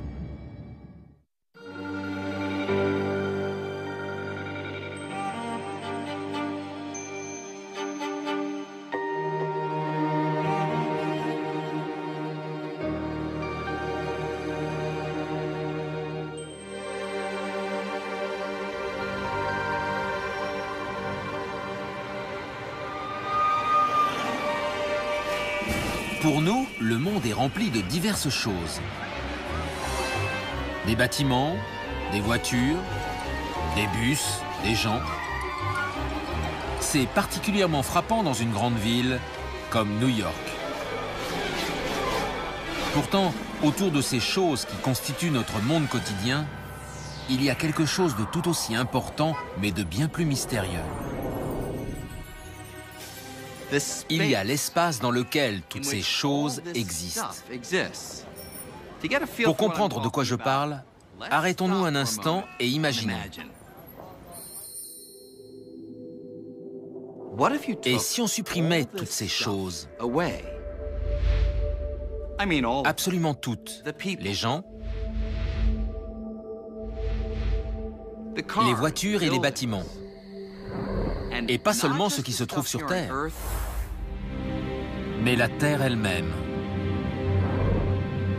Si on supprimait toutes les planètes, les étoiles et les galaxies, pas juste les objets les plus gros, mais même les plus minuscules, jusqu'aux derniers atomes de gaz et de poussière, si on enlevait tout ça, que resterait-il? La plupart des gens répondraient « rien ». Et ils auraient raison. Étrangement, ils auraient aussi tort. Ce qui reste, c'est de l'espace vide. Et il se trouve que l'espace vide n'est pas rien. C'est quelque chose qui possède des caractéristiques aussi réelles que tous les objets de notre vie quotidienne. En fait, l'espace est si réel qu'il peut se courber. Il peut se tordre. Et il peut onduler. L'espace vide est si réel qu'il contribue à former tout ce qui nous entoure et qu'il constitue le tissu même du cosmos. On ne peut pas comprendre le monde sans comprendre l'espace, parce que le monde, c'est l'espace avec des choses dedans. On a rarement conscience de l'espace. Mais les poissons n'ont sans doute pas conscience de l'eau alors qu'ils vivent dedans. L'espace n'est pas rien. Il s'y passe en fait beaucoup de choses. En général, quand on pense à l'espace, on pense à l'espace intersidéral, un endroit très éloigné de nous. Mais l'espace est en fait partout. On peut dire que c'est ce qu'il y a de plus abondant dans l'univers. Même les objets les plus minuscules, comme les atomes, les ingrédients élémentaires dont nous sommes constitués, ainsi que tout ce qui nous entoure, même eux sont presque entièrement faits d'espace vide. En fait, si on supprimait tout l'espace à l'intérieur de tous les atomes qui forment la pierre, le verre et l'acier de l'Empire State Building, il ne resterait qu'un petit machin, pas plus gros qu'un grain de riz, mais pesant des centaines de millions de kilos. Le reste est simplement de l'espace vide. Mais qu'est-ce que l'espace exactement? Je peux vous montrer une image de l'Espagne, ou de Napoléon, ou de mon oncle Harold. Mais l'espace ressemble à ça. Rien. Alors, comment peut-on comprendre quelque chose qui ressemble à rien? Pourquoi y a-t-il l'espace et non l'absence d'espace? Pourquoi l'espace est-il tridimensionnel? Pourquoi est-il grand? On a de la place pour bouger. Pourquoi n'est-il pas minuscule? Il n'y a pas de consensus là-dessus. Qu'est-ce que l'espace? On ne sait toujours pas. C'est l'un des plus grands mystères de la physique. Heureusement, nous ne sommes pas complètement dans le noir. Nous recueillons des indices sur l'espace depuis des siècles. L'un des premiers nous est venu en pensant à la façon dont les objets se déplacent. Pour comprendre, regardez cette patineuse. Lorsqu'elle fait le tour de la patinoire, elle se déplace par rapport à tout ce qui l'entoure, la glace par exemple. Et quand elle fait une pirouette, elle peut non seulement voir qu'elle tourne, mais aussi le sentir.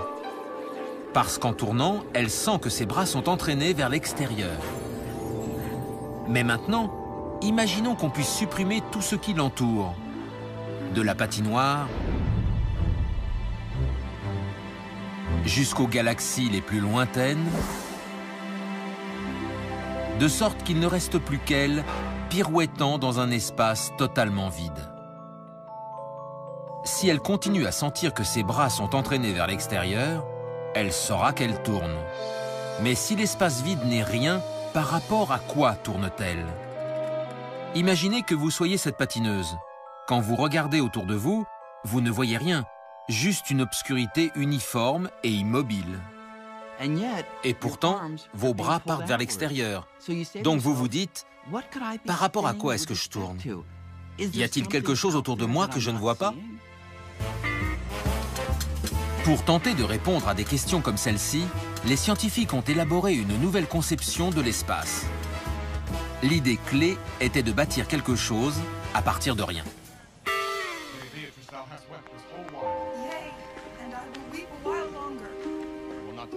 Quand on va au théâtre, on regarde les acteurs, les décors, l'intrigue.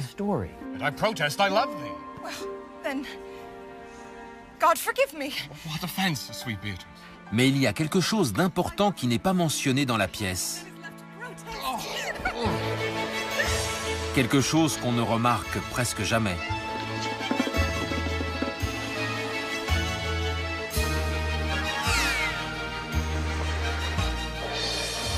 La scène. C'est un élément absolument essentiel du spectacle. Et pourtant, la plupart d'entre nous ne lui accordons aucune attention. Mais Isaac Newton, lui, l'a fait. Voici comment le père de la science moderne s'est représenté l'espace, comme une scène vide. Pour Newton, l'espace était le cadre de tout ce qui se passe dans le cosmos, l'arène dans laquelle se joue le spectacle de l'univers. Et la scène de Newton était passive, absolue, éternelle et immuable. L'action ne pouvait pas influer sur la scène et la scène ne pouvait pas influer sur l'action. En imaginant l'espace de cette façon, Newton est parvenu à décrire le monde comme nul ne l'avait jamais fait avant lui. Sa scène immuable lui a permis de comprendre presque tous les mouvements que nous pouvons observer autour de nous et de dégager des lois capables de tout prédire, depuis la manière dont une pomme tombe d'un arbre, jusqu'au trajet que la Terre effectue autour du Soleil.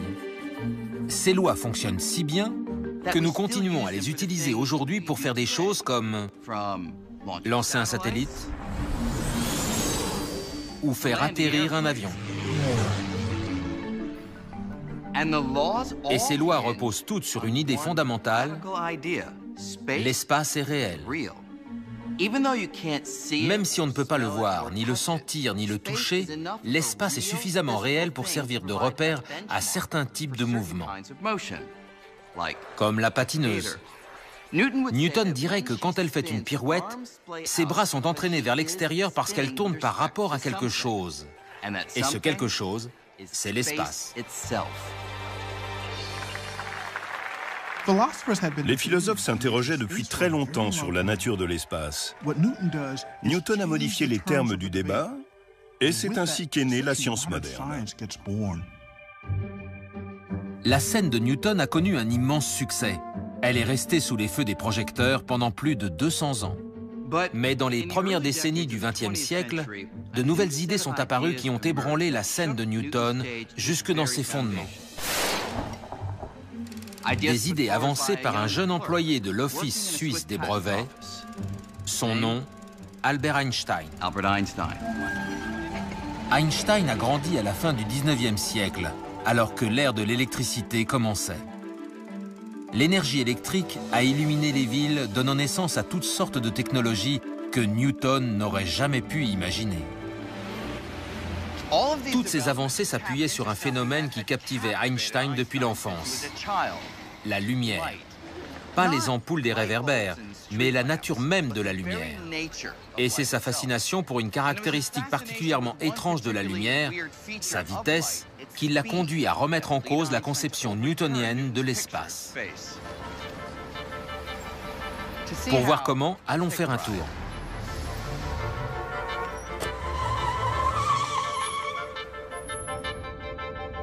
En ce moment, nous roulons à environ 30 km à l'heure.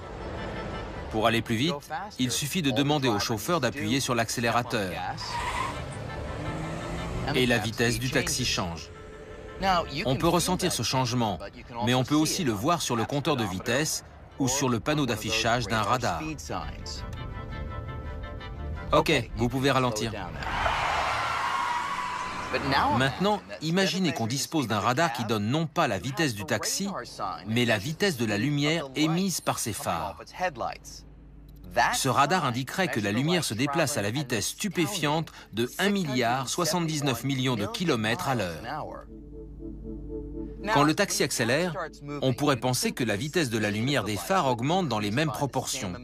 Après tout, on pourrait penser que le déplacement du taxi donnerait à celle-ci une impulsion supplémentaire. Or, curieusement, ce n'est pas le cas. Notre radar ou tout autre appareil établira toujours la vitesse de la lumière à 1,79 milliard de kilomètres à l'heure, que le taxi avance ou non. Comment est-ce possible? Comment toutes les mesures de la vitesse de la lumière peuvent-elles être identiques? Si vous courez en direction d'un mur, il arrive vers vous plus vite que si vous restez immobile par rapport à lui. Ce n'est pas le cas de la lumière. Sa vitesse est la même pour tout le monde. C'est vraiment extraordinaire. Voici comment Einstein est parvenu à expliquer cet incroyable phénomène. Sachant que la vitesse est simplement la mesure de l'espace parcouru par un objet en un temps donné, il a proposé une idée réellement stupéfiante. L'espace et le temps sont liés. Ils s'ajustent constamment l'un par rapport à l'autre, si bien que, quelle que soit votre vitesse, quand vous mesurez la vitesse de la lumière, vous obtiendrez toujours 1,79 milliard de kilomètres à l'heure. Pour respecter cette qualité absolue de la lumière, le temps devait cesser d'être absolu, et l'espace aussi. Tous deux devaient devenir relatifs, de manière à s'ajuster l'un à l'autre. Si la flexibilité de l'espace et du temps vous paraît étrange, c'est parce qu'on ne se déplace pas assez vite dans la vie quotidienne pour le voir. Mais si ce taxi pouvait s'approcher de la vitesse de la lumière, les effets deviendraient visibles. Par exemple, si vous étiez dans la rue et que je passais devant vous presque à la vitesse de la lumière, l'espace se modifierait et mon taxi semblerait faire juste quelques centimètres de long. Et vous entendriez aussi le tic-tac de ma montre très ralenti. Mais de mon point de vue, à l'intérieur du taxi, Le tic-tac de ma montre serait normal et l'espace dans l'habitacle garderait son apparence habituelle. Mais en regardant par le pare-brise, je verrais l'espace s'ajuster considérablement. Tout ça pour que la vitesse de la lumière reste constante. Avec Einstein, donc, le temps et l'espace ne sont plus rigides et absolus. Ils fusionnent avec le mouvement pour former une unique entité qu'on a appelée l'espace-temps. Dans notre vie quotidienne, nous vivons avec l'image newtonienne de l'espace et du temps. Nous sommes à l'aise avec ça. Einstein, lui, a placé la raison au-dessus de ce que nous indiquent nos sens. C'était ça, son génie. Cette unification de l'espace et du temps est pour moi la plus grande idée de toute l'histoire des sciences. Elle est tellement contraire à tout ce que nous ressentons en tant qu'êtres humains. Entre les mains d'Einstein, cette nouvelle vision de l'espace va résoudre un mystère qui touche à la force la plus familière du cosmos, la gravité. Newton savait que la gravité est une force qui attire les objets les uns vers les autres. Et ses lois précisaient la valeur de cette force avec une précision remarquable. Mais comment la gravité fonctionne-t-elle? Comment la Terre attire-t-elle la Lune à travers des centaines de milliers de kilomètres d'espace vide? Ces deux astres se comportent comme s'ils étaient attachés par une sorte de corde invisible. Or, tout le monde sait que ce n'est pas le cas. Et les lois de Newton ne fournissent aucune explication. Einstein s'est rendu compte qu'aucune rustine ne pourrait réparer la théorie newtonienne. Il a dû inventer un mécanisme et comprendre ce phénomène. Après avoir réfléchi au problème pendant plus de 10 ans, Einstein est parvenu à une conclusion stupéfiante. Le secret de la gravité se cachait dans la nature de l'espace-temps. Ce dernier était encore plus flexible qu'il ne le pensait. Il pouvait s'étirer comme un tissu. C'était une rupture totale d'avec Newton. Imaginez que cette table de billard soit l'espace-temps et que ces boules soient des objets dans l'espace.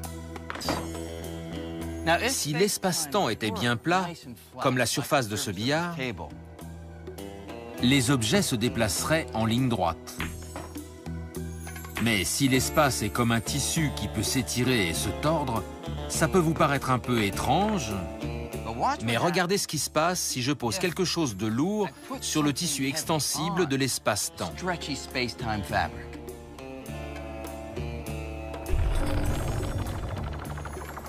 Maintenant, si je recommence mon coup,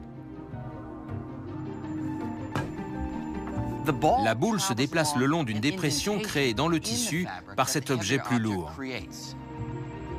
Einstein a compris que l'explication était là. La gravitation est la déformation de l'espace-temps occasionnée par les objets qui s'y trouvent. Autrement dit, elle est la forme même de l'espace-temps. La Lune reste en orbite non pas parce qu'elle est attirée vers la Terre par une force mystérieuse, mais plutôt parce qu'elle roule le long d'une courbure créée par la Terre dans le tissu de l'espace-temps. Pour Einstein, l'espace devient soudain non seulement réel, mais flexible. Le voilà qui acquiert des propriétés et une courbure, une sorte de géométrie flexible, presque comme une feuille de caoutchouc. C'est le début d'une toute nouvelle conception de la réalité qui décrit tout l'univers. Einstein devient Einstein grâce à cette observation. Alors que pour Newton, l'espace était passif, pour Einstein, il est dynamique. Il est intimement lié au temps et dicte la façon dont les objets se déplacent. Ainsi, après Einstein, l'espace ne peut plus être vu comme une scène statique. C'est un acteur et il joue un rôle majeur dans le spectacle cosmique.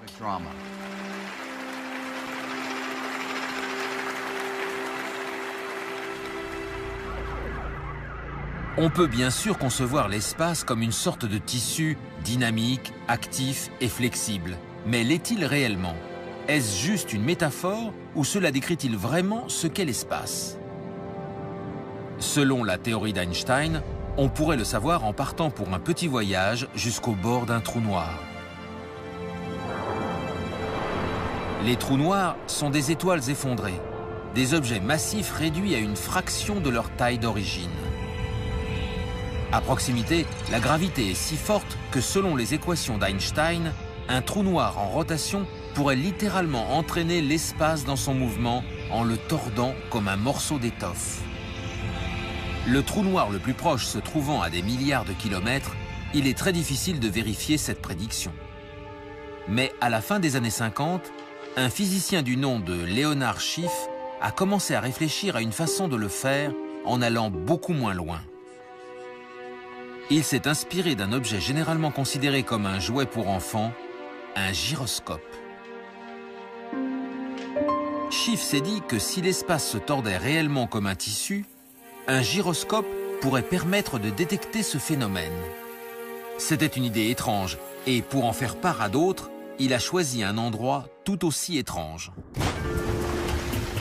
La piscine de l'université de Stanford. C'est là qu'en 1959, il a retrouvé deux de ses collègues, William Fairbank et Bob Cannon. Il leur a montré une publicité pour un gyroscope de pointe. Bien que d'aspect différent, il fonctionnait en gros comme les jouets pour enfants. Sur le champ, les trois hommes ont décidé de lancer un appareil de ce genre en orbite autour de la Terre. Normalement, l'axe d'un gyroscope pointe dans une direction fixe. Mais si la Terre entraîne l'espace dans son mouvement, l'axe du gyroscope devrait être entraîné avec lui, ce qui modifierait son orientation de manière mesurable. Le projet était d'une simplicité renversante. Toutefois, il y avait un hic. Les théories d'Einstein prédisaient que la rotation de la Terre ne provoquait qu'une infime déformation de l'espace. Si infime que tenter de la mesurer serait comme vouloir mesurer le diamètre d'une pièce de monnaie à 100 km de distance. Pendant plus de 2 ans, les trois hommes ont cherché le moyen d'effectuer une telle mesure. Pour finir, ils ont décidé d'attacher 4 gyroscopes flottant librement à un télescope pointé vers une étoile lointaine. Si l'espace se tord, au bout d'un certain temps, les gyroscopes ne pointeront plus vers l'étoile, puisqu'ils seront pris dans la torsion de l'espace. En 1962, ils ont demandé une subvention à la NASA, environ $1 million, pour ce projet qui allait prendre le nom de Gravity Probe B. Ils pensaient que le projet prendrait 3 ans. Disons qu'ils étaient peut-être un peu trop optimistes. Avec une équipe qui a grossi au fil des ans, Gravity Probe B est devenue l'une des expériences les plus longues de l'histoire. Décennie après décennie, les chercheurs se sont évertués à concrétiser l'idée de départ, c'est-à-dire lancer un télescope dans l'espace et fabriquer des gyroscopes parmi les plus parfaits jamais créés. Le défi technique était effrayant. C'était comme une carotte qu'on agite devant un âne. On se disait toujours qu'on était à 5 ou 10 ans d'y arriver. Et on s'est dit ça pendant 35 ans. Courant sur plus de 40 ans pour un coût de $750 millions, le projet a failli être annulé par la NASA à 9 reprises. Enfin, en avril 2004, l'équipe se réunit pour observer le lancement.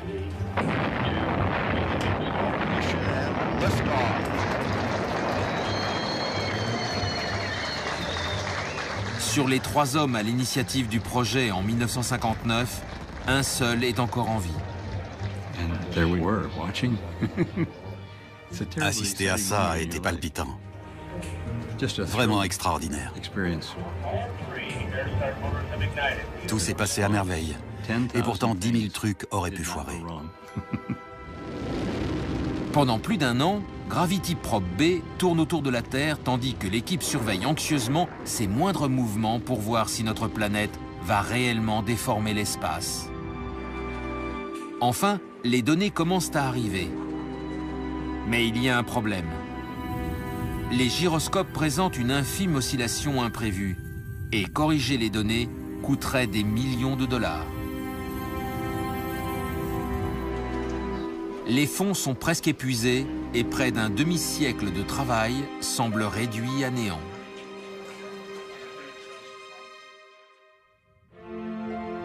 Puis, presque à la dernière minute, deux sources de financement supplémentaires surgissent.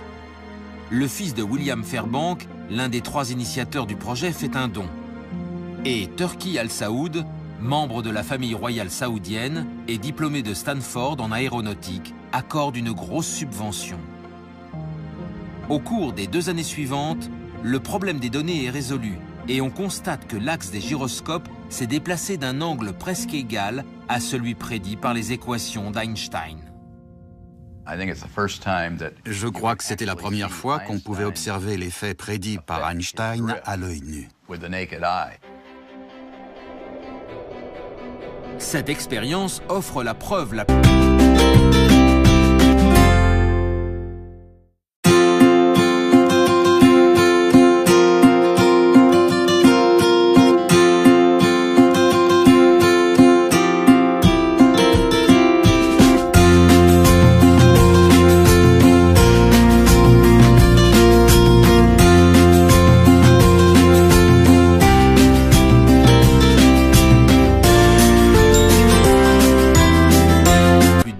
jamais découverte que l'espace est bel et bien réel.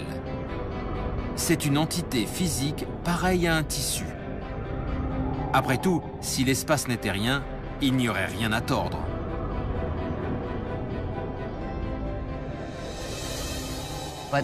Mais en même temps qu'Albert Einstein étudiait l'espace à très grande échelle, un autre groupe de physiciens s'intéressait à l'univers à une échelle extrêmement petite.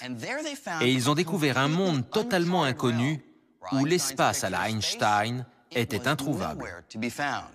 Pour voir de quoi je parle, imaginez que vous puissiez rapetisser à 1 milliardième de votre taille. Voici le monde des atomes et des particules subatomiques, les briques élémentaires dont est constitué tout ce que nous voyons autour de nous. À cette échelle, le monde obéit à des règles totalement différentes, celles de la mécanique quantique. Selon ces règles, même si on essayait de supprimer jusqu'au dernier atome et jusqu'à la dernière particule, on constaterait que l'espace vide est encore loin d'être vide. En fait, il fourmille d'activité. Les particules ne cessent d'apparaître et de s'évanouir. Elles surgissent du vide, s'anéantissent mutuellement et disparaissent. En mécanique quantique, l'espace vide n'est pas si vide que ça. Il est rempli de champs fluctuants, de tas de choses qui s'agitent. C'est un endroit où les particules ne cessent de fluctuer et de s'anéantir mutuellement, d'être recréées puis de nouveau annihilées. C'est un lieu chaotique et bouillonnant. La théorie le prédisait, mais ce n'est qu'en 1948 qu'un physicien appelé Hendrik Casimir a émis l'idée que, même si on ne pouvait pas voir ces particules, elles devaient faire à l'espace vide une chose qui, elle, serait bien visible. Il a prédit que si on prenait 2 plaques de métal ordinaires et qu'on les plaçait extrêmement près l'une de l'autre, plus près que l'épaisseur d'une feuille de papier, alors les particules dotées d'une certaine énergie se trouveraient exclues parce que, d'une certaine façon, elles ne tiendraient pas entre les plaques. Comme il y aura alors plus d'activité à l'extérieur des plaques qu'à l'intérieur, Hendrik Casimir a postulé que ces dernières seraient poussées l'une vers l'autre par ce qu'on considère généralement comme de l'espace vide. Quelques années plus tard, lorsque l'expérience a été réalisée, elle a donné raison à Casimir. Dans l'espace vide, les plaques sont poussées l'une vers l'autre. Ainsi, à l'échelle atomique, l'espace vide n'est pas vide. Il est le siège d'une telle activité qu'il peut forcer les objets à se déplacer. Aujourd'hui, la quête pour comprendre l'espace aux plus petites échelles se poursuit avec l'expérience scientifique la plus coûteuse de l'histoire. Voici le CERN, l'Organisation européenne pour la recherche nucléaire à Genève. Ici, à une centaine de mètres sous terre, le Grand Collisionneur de Hadron, ou LHC, est l'accélérateur de particules le plus puissant du monde. D'un coût d'environ 10 milliards de dollars, il accélère les particules subatomiques jusqu'à plus de 99,99% de la vitesse de la lumière et les projette les unes contre les autres. Dans la pluie de débris issus de ces collisions, les chercheurs ont découvert tout un ensemble de particules étranges et exotiques. Actuellement, ils traquent l'une des plus insaisissables. Une particule dont on pense qu'elle est essentielle pour tout façonner, depuis les atomes dont notre corps est fait, jusqu'aux étoiles les plus lointaines. Si on la trouve, elle redéfinira notre vision de l'univers et marquera la fin d'une quête entamée il y a près de 50 ans. Tout commence en 1964, quand un jeune physicien anglais du nom de Peter Higgs fait sur l'espace une hypothèse si révolutionnaire qu'elle manque de ruiner sa carrière. On m'a dit que je racontais des âneries, que je ne pouvais pas avoir raison. On ne me comprenait pas. Peter Higgs et d'autres physiciens se débattent avec l'énigme suivante. Les particules fondamentales de l'univers ont toute une masse différente, ce qu'on assimile généralement au poids. Sans masse, ces particules ne pourraient pas se combiner pour former les atomes qui constituent tout ce que nous voyons autour de nous. Mais qu'est-ce qui crée la masse? Et pourquoi des particules différentes ont-elles des masses différentes? Personne n'a encore pu répondre à cette question. Puis, un week-end, après une promenade dans les environs d'Édimbourg, Peter Higgs a une curieuse idée. À l'aide des mathématiques, il conçoit une nouvelle vision de l'espace comme une sorte d'océan. Les particules sont immergées dans cet océan et acquièrent leur masse en se déplaçant à travers lui. Pour mieux comprendre, imaginez que la masse d'une particule soit la célébrité d'un acteur. L'océan de Higgs, ce sont les paparazzis. Certaines particules, les acteurs inconnus, passent sans encombre. Les paparazzis ne s'intéressent pas à eux. Mais d'autres particules, les stars, doivent se frayer un passage. Plus ces particules ont du mal à passer, plus elles interagissent avec l'océan et plus elles acquièrent de la masse. Higgs est convaincu qu'il a fait une formidable découverte. Il tente de publier un article dans un périodique du CERN, mais son papier est rejeté. Il ne se laisse pas décourager et peaufine sa théorie jusqu'à ce qu'on lui offre l'occasion de la présenter à l'Institute for Advanced Study à Princeton, où travaillait Einstein.